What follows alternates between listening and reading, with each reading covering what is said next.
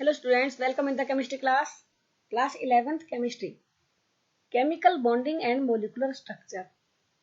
Chemical bonding and molecular structure जो कि आपका 11th क्लास में इम्पोर्टेंट चैप्टर है, इसके पार्ट 24 में today will discuss about the topic comparison of energy level diagram of nitrogen and oxygen molecule.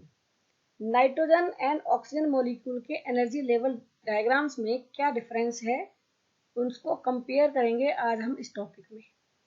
तो चलते हैं, देखते हैं, स्टडी करते हैं नाइट्रोजन एंड ऑक्सीजन मॉलिक्यूल्स और उनके एनर्जी लेवल डायग्राम में और क्यों होता है ये difference. Energy level diagram of molecular orbitals. सबसे पहले हमें समझना होगा एनर्जी लेवल और डायग्राम ऑफ मॉलिक्यूलर ऑर्बिटल्स के बारे में. थोड़ा सा रिवाइज करना होगा, पिछली बातों को ध्यान रखना होगा. Arrangement of molecular orbitals in the order of increasing energy is called energy level diagram. Molecular orbitals को एनर्जी के बढ़ते हुए क्रम में अरेंज करना कहलाता है energy level diagram. Electrons in these orbitals are filled according to Aufbau rule, Pauli's rule and Hund's rule. 3 rule हैं जिसके अकॉर्डिंगली इलेक्ट्रॉन्स की फीलिंग होती है और ये रूल्स आपको ध्यान रखने पड़ेंगे, याद रखने पड़ेंगे. Aufbau rule, electrons are filled in the order of increasing energy, starting with the orbital with lowest energy. सबसे कम एनर्जी वाले ऑर्बिटल से स्टार्ट करते हुए, मोलिकुलर ऑर्बिटल से स्टार्ट करते हुए जैसे जैसे एनर्जी बढ़ती जाएगी वैसे वैसे इलेक्ट्रॉन्स की एंट्री होती जाएगी. Basically it is applied for the atomic orbitals और इसी को हम मोलिकुलर ऑर्बिटल्स के लिए भी अप्लाई कर सकते हैं.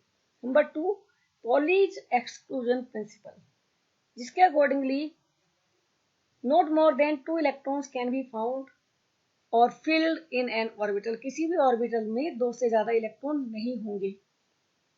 Horns rule, according to it pairing of electrons in the orbitals of same sub shell will not take place till all the orbitals are singly filled. किसी भी सब शेल के ऑर्बिटल्स में इलेक्ट्रॉन्स की पेयरिंग तब तक नहीं होगी जब तक सभी ऑर्बिटल्स में उसी सब शेल के सभी ऑर्बिटल्स में एक एक इलेक्ट्रॉन ना एंट्री कर जाए. तो हमें ध्यान रखना पड़ेगा. सबसे पहले फॉर एग्जांपल p ऑर्बिटल्स होते 3, तो पहले तीनों में एक एक इलेक्ट्रॉन एंट्री करेगा तब जाके पेयरिंग ऑफ इलेक्ट्रॉन स्टार्ट होगा. Energy level of atomic orbitals, ये भी हमें ध्यान होना चाहिए कि क्योंकि एटॉमिक ऑर्बिटल्स ही कंबाइन करेंगे और बनाएंगे मोलिकुलर ऑर्बिटल्स. तो हमें सबसे पहले लेवल एटॉमिक ऑर्बिटल्स का याद रखना होगा, ध्यान रखना होगा. Energy level diagram of molecular orbitals, इसको हम फिर से लेते हैं. Arrangement of molecular orbitals in the order of increasing energy, that is energy level diagram. Energy level diagram is written vertically down to upward. नीचे से स्टार्ट करते हैं पेज के और ऊपर की तरफ चलते हैं वर्टिकली. जैसे जैसे ऑर्डर बढ़ता जाता है एनर्जी का वैसे वैसे उनको हम लिखते जाते हैं. Number 3, electronic configuration is written the energy levels in simple and condensed form. यानी कि एनर्जी लेवल डायग्राम को कंडेंस्ड फॉर्म में लिखने के लिए हम इलेक्ट्रॉनिक कॉन्फ़िगरेशन यूज कर सकते हैं जो कि लेफ्ट टू राइट सिंबल्स के थ्रू लिखा जाता है. Point number 4, 4 molecules like B2, C2, N2, यानी कि N2 मॉलिक्यूल से पहले वाले जितने भी मॉलिक्यूल्स होंगे उनमें ऑर्डर ऑफ इंक्रीजिंग एनर्जी होगा sigma 1s, sigma star 1s, sigma 2s, sigma star 2s, then sigma 2pz और हायर है उससे कौन, pi 2px equal to pi 2py, then pi star 2px, pi star 2py and highest is sigma star 2pz. Point number 5, oxygen F2Ne2, यानी कि oxygen के आगे वाले जो मॉलिक्यूल्स होंगे उनमें एक चेंज होगा. उसका एनर्जी लेवल डायग्राम दिखाया गया है. यहाँ पर पाई 2px, पाई 2py को पहले दिया गया है और बाद में दिया गया सिग्मा 2pz को. सबसे पहले हम स्टडी करेंगे energy level diagram for oxygen molecule. Oxygen molecule के एनर्जी लेवल डायग्राम को देखने पर एक मेजर चेंज यहाँ पर है जो कि नोट करने वाला है, जो कि रेड बॉक्स में है, कि सिग्मा 2pz का लेवल नीचे है और पाई 2px, पाई 2py के लेवल ऊपर है. यानी कि energy of pi 2px and pi 2py is greater than sigma 2pz। इस डिफरेंस को हम नाइट्रोजन के केस में चेक करेंगे कि वहां पर किस तरह से चेंज इसमें दिखाई देता है। Energy level diagram of nitrogen molecule. Nitrogen molecule के एनर्जी लेवल डायग्राम को देखते हुए जब हम मॉलिक्यूलर ऑर्बिटल्स को इंक्रीजिंग ऑर्डर में चेक करते हैं तो यहाँ पर रेड बॉक्स में आपको एक चेंज दिखाई देगा and that is pi 2px pi 2py is having lower energy than sigma 2pz which is opposite to the oxygen molecule. Now question arises, why the energy level of sigma 2pz is lower than pi 2px pi 2py in case of oxygen like molecules, but in nitrogen like molecules or in nitrogen the energy level of pi 2px pi 2py is lower than sigma 2pz।